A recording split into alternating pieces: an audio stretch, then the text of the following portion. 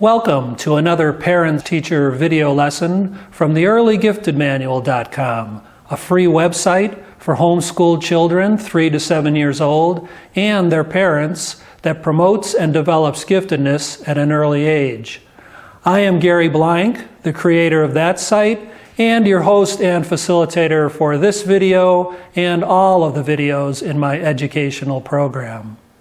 As the video lessons are designed to work in conjunction with the program on my website, I ask you to, at some point, click on the URL link in the description box below, and this action will take you to the earlygiftedmanual.com. By doing that, you will be able to put this lesson and all of the video lessons here on my channel in the proper context of the total program that I am presenting to you and your child. And the first thing you want to do, now that we've kind of talked about the game a little bit, is you want to make this as easy for your child as possible, and even for you, because it is a challenging game. So watch what I'm going to do here. I'm calling this the easy start. I'm going to pick all these up and put them with the deck, put them off to the side, and I'm going to bring in, I have several decks, so I'm bringing in a third of another deck, and what you'll have to do is you'll have to sort these out of your deck. And what I've done is, just for a quick introduction to the game here, I'm starting with this small deck, and it just has the solid things on it, and you can see what I mean here. So what have I done here? I've simplified the game for you and your child because I've taken away one of the attributes, and believe me, this makes the game much simpler to learn initially. So don't be afraid to do that, because it's a nice, easy way to get into the game, and then you could add the other attribute of shading once your child is solid playing it this way. So sort all those out, all the solid ones. Let's get back into our grid of 12 here. Let me center them on the camera. I want to do that.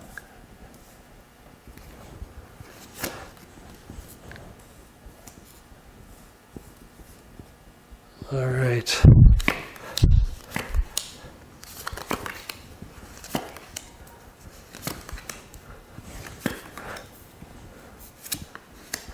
That's 12, is it not? I hope so. Move them all up here a little bit. You can see all the 12 cards. And now I have to pick a set out of here. And let's see if I can just find one right off the bat. Oh, I see one already. And of course, it's a lot easier when you take away one attribute. So I'm going to pull a set, and we know already that that's 3 cards, right? And what you do if you're playing the game is you must say or shout out set, and that way you won't have a bunch of people diving their hands in at the same time and fighting over cards. Person who says set gets the first try at finding a set. Of course, if they all of a sudden can't find it or pull up something that really isn't a set, then somebody else can give it a try. But I know by looking here that I found a set, and I'm going to hold the cards up for you. Now here's the important part. Why is this a set? Well, we go 4 attributes at we have 4 attributes, and we go one at a time. Okay, we already know that the shading is all the same, so we have one out of the way. So let's talk about symbols. Are the symbols all the same or all different? Well, they're all the same, aren't they? They're all ovals. Are the colors all the same or all different? Well, they're all the same. They're all red. Is the number all the same or all different? Well, in this case, the numbers are all different. So I hope you're getting an idea of what a set is now. All the same or all different within each of those attributes. So in other words, you couldn't have a 2-for-1 kind of, a 2-in-1 kind of situation. Either all the same or all different. So when you get your set, you can put it on the side over here, and I like to put it facing up like this so you don't get it mixed up with the master deck in case you're the dealer. And of course, you know, everybody collects their sets, and then at the end of the game, I'm kind of jumping ahead here. At the end of the game, you just count up how many sets you have. The person with the most sets, of course, is the winner. Let's see, do we have any other ones in here? I'm looking. Oh, yes, we do. Here's another one. Kind of along the same lines as the one I just picked. I was hoping to find something a little different. Why is this a set? Well, we already know the shading's all the same. Color, all the same. Symbols, all the same. Number, all different. And of course, once you get to the point where you can't find a set, you have to fill in the grid back with 12 cards, right? Okay. I'm hoping to find a different kind of set this time around. Let's see if I can do that. I can see one right away, and maybe you do too if you're getting sharp with the game already. We have a set right here. Okay, so we know that shading is all the same. Symbols, all the same, right? All diamonds. Colors are all different. And number, all the same. So that's how you find sets. All the same or all different in each of those attributes. Can't have a 2 and a 1 kind of situation. And I'm going to put, let's say your daughter found that set, so she'll take it over here and start her own little pile. And then you can deal out, unless you see one in there, and of course there might still be a set in there. There's only, 9 cards out there now. I'm looking, and I do see one right off the bat. Here we go. Why is this a set? Shading, all the same. Symbols, all different. Colors, all different. Numbers, all different. So, as you can see, I'm going to put this in my stack here. A great way to begin to learn the game of set with your child, because you're eliminating one of the attributes. It makes it easier to spot a set. And now we have the entire deck. We're working with all 81 cards. And you can introduce this when you really think your child is ready for it, maybe even if you're ready for it. Because obviously the game will get much more challenging now that the 4th attribute, the shading, has been put back into the mix. So once again, there's our 12-card grid. That's always how we start. And I've kind of cheated a little bit. I've already looked around to see if I could find any sets in here, so I wouldn't, waste your time. And let's see. Here's one. And of course, you go through all 4 attributes. Symbols, all the same or all different? Well, they're all different. Colors, all the same. Number, all different. Shading, all different. Is that a set? You bet it is. I'm going to put it over here in my little pile. Let me see, are there any more before I put out any cards? Yes. Here's another set of 3 cards. Of course, I should yell out set. That's part of the game. Here we go. Symbols, all different. Colors, all the same. Number, all different. Shading, all different. Yes, that is a set. Let's say your daughter got that one, so I'm going to put them over here for her. And then, of course, if you can't find any more, I'm not even going to look. You put out all 12. By the way, when you put out 12 cards like this, there's only a 1 in 33 chance that there is not a set in there. And if for some reason you cannot find a set, and it happens all the time, you might not see it, or there just might be that 1 in 33 chance, you can add 3 more cards, which of course makes it a lot easier because now you have more possibilities. But another way, you're looking at many more cards, and I always make comments about that when I play, so it becomes harder. So if you can't find a set in the 12, it's okay to put out 15, but not more than that. There's, I believe, a 1 in 2,500 chance there's not a set when you put out 15 cards. So of course, you should be able to find one. So you play until the deck is depleted, all 81 cards, and then each player counts how many sets they have, or how many cards total, whichever works for you. The person with the most sets or the most cards wins the game. It's as simple as that.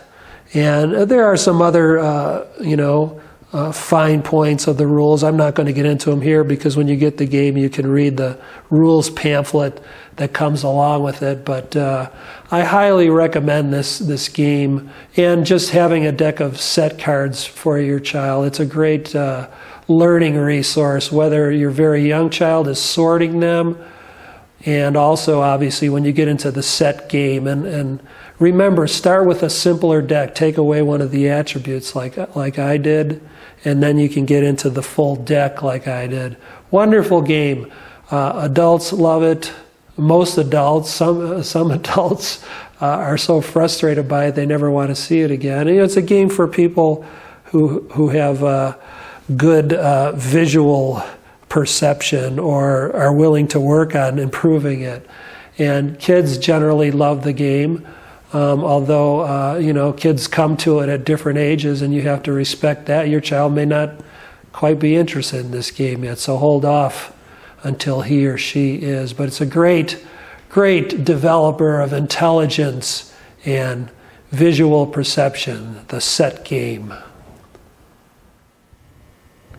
And here's a little add-on to what we just did, because I realized on reviewing the video that there were 2 more sets left here on the table, and I know some people like closure, so and it'll be good just to see what 2 more different sets look like. So let's do it. Let's pick the 2 remaining sets. I hope there's only 2. I hope there's not more than that. The 2 remaining sets out of the 12 on the table here, and I know that here's one right here.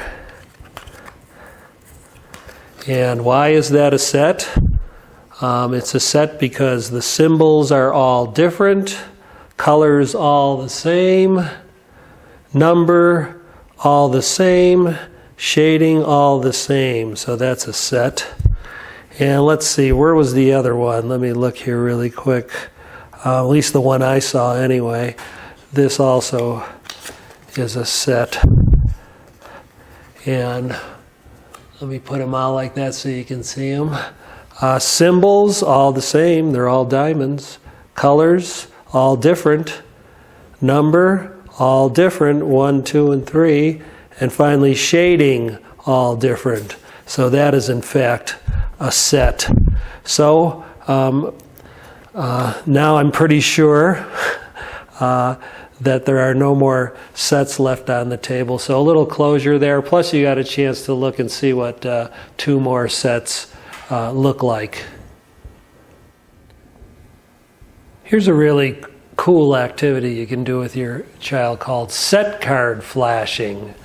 And I think I made this up, but probably somebody else somewhere has figured it out too. And it's just a little game you can play with a set card deck, and it's all about attribute recognition and improving your child's visual memory. Excuse me. So instead of trying to, explain this, I'm going to show you. I've taken a set card off the top of the deck, but here's how you want to present it to your child. You're going to hide it sweep it across your chest area and his field of vision, his or her field of vision. And then as soon as you do that, you can either put it face down on a table if you have a table in front of you, or hold it up like this on your hand so you can remember which card you flashed. So let me do that again. You take a card off the top of the deck, you move it over here so your child can't see it, and then you flash it across like that, and either bring it up to here, or if you can remember it, put it down on the table. And what's the purpose of this game? Well, with that little peek, your child should be able to say back to you all 4 attributes of that card you just flashed. For example, for this one, I'll show you again so you can remember. He or she would have to say 3 solid green diamonds. So that's 4 words, 3 adjectives and a noun. So in other words, when you're flashing that card very quickly across, and you'll have to, work with your child to see what's right at the limit of what they can, of exposure they need to memorize that. Some kids just need a quick flash. Other kids need it a little slower. But the important thing is that when they say the attributes back to you on the card, when they describe the card, that there are 4 words, 3 adjectives and a noun. Usually you start with the number of things, 3, and then you could go either way. You could say 3 green solid, or solid green. Probably solid green would be better. And finally, the shape is last, the noun, which in this case is diamonds. So I'm going to put this off to the side, and let's see how you can do in this set flashing game. So I'm going to move one over, and it's going to be a quick flash. Okay, describe the card? And, hopefully you can do that, or your child can do that. And let's see if I can remember it. I think it's 1 clear red diamond. Let's see if I was right. Yes, and that's it. And of course you want that precise language. 4 words, 3 adjectives and a noun from your child. Let's just do a couple more. Here we go. Let's do that one again. That didn't come through too good. All right. And hopefully you could see that was 2 green striped ovals. Let's do another one. Let's see, I've done 3 so far. Yes, let's do another one.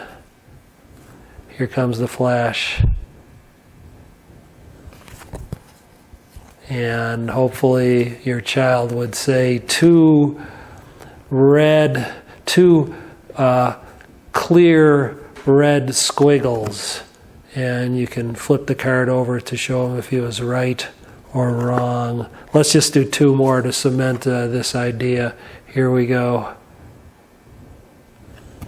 Okay, and hopefully your child would say that is 1 solid purple oval.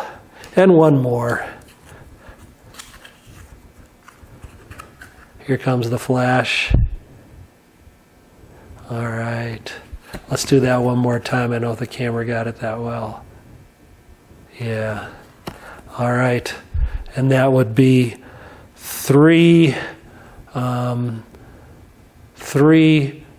striped purple squiggles. And there they are right there. Okay. I don't know if the camera picked up the colors and the shading so well, but certainly your child will, because they're using their eyes. The camera lens here can be easily fooled. Let's see here. Yeah, just about. Anyway, you get the idea of the game. That's how you play set card flashing. And once again, just a great activity for improving your child's both his or her attribute recognition and their visual memory.